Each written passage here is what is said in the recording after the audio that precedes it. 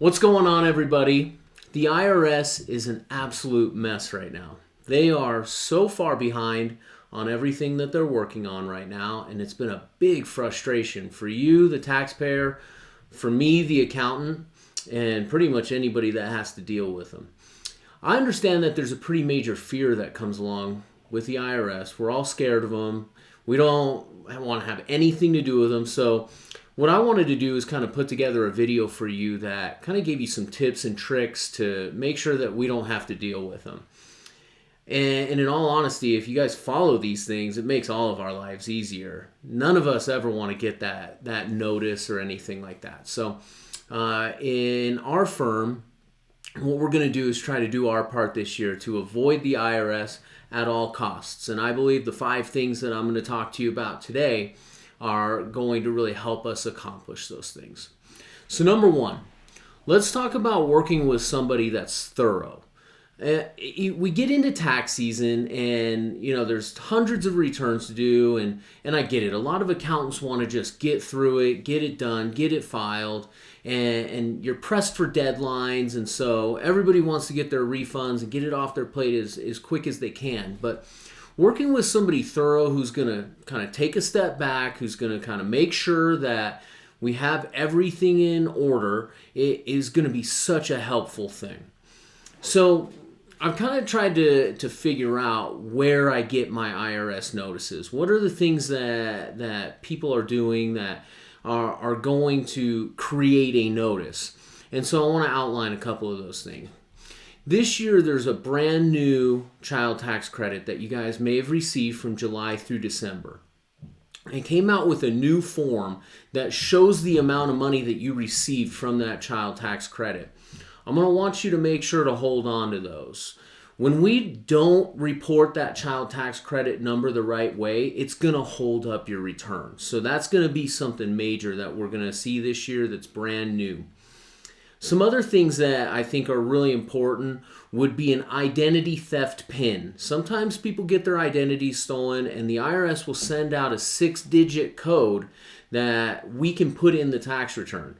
A lot of times when I get into filing season, you maybe have lost this code or you don't have it and didn't know about it. And there's some issues with that have held up electronic filing.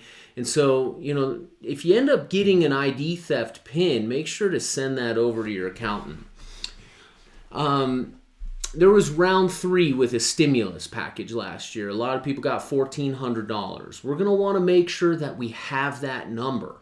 If you reported the wrong stimulus number, that's going to hold up the return. So you kind of see there's a couple moving parts here on some things where we want to make sure that we've reported everything accurately. And if that means it takes 2 weeks longer or something along those lines, just know that's going to save a headache on the back end. So working with somebody thorough who's going to take that time to make sure that you have all your ducks in a row is super important.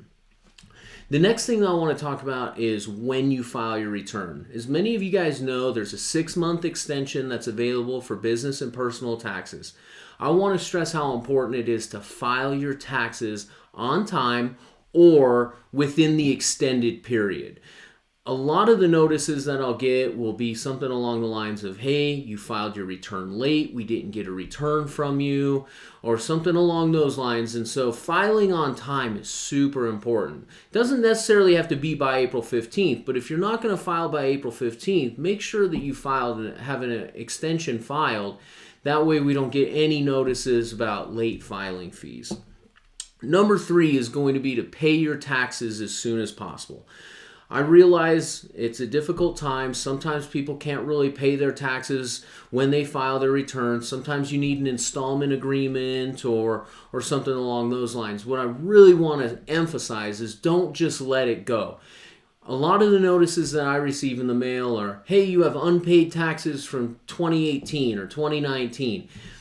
It's so important that you at least get on a payment plan with them. That way they at least know that you're working on that balance. So we can avoid a lot of notices if we just file our taxes and then pay the balance that's due. Number 4 is going to be to file your business the way that it was set up. Every once in a while, I'll get a notice that comes through that says something like, hey, we thought you were a partnership and you filed as an S corporation. Or, we didn't get your S election for your S corporation. We thought you were a C corporation. And then it just creates this headache. So, when you're setting up your business entity, let's make sure that we're filing the proper tax form so that there's no errors with the IRS to where they have to send something out. So that would be number 4. Number 5 is to justify questionable positions.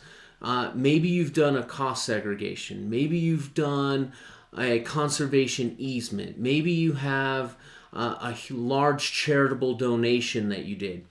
We want to make sure that we're attaching all the things to the tax return that need to be attached so that when the IRS looks at that questionable position, they're able to see that your ducks are in a row and that you have support for taking that position.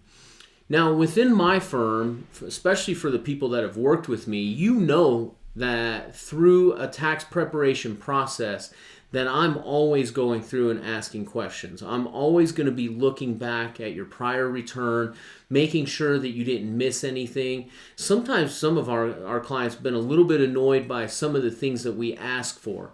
But on the business side, we'll go through and ask for your bank statements, your credit card statements, your loan statements. We're going to go through and ask you for a lot of supporting documentation. That way, all the numbers that we're putting on the tax return tie out to something tangible. So those are some really important steps to avoid the IRS. We want to make sure that we avoid the IRS. There's nothing worse than having to deal with them when they're so far behind. There's long phone wait times.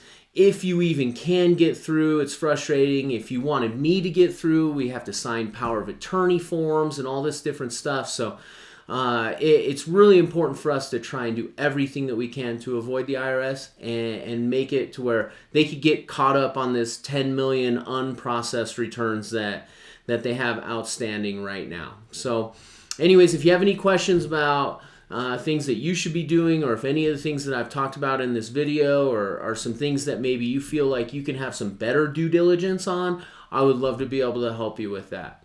Thanks so much for joining.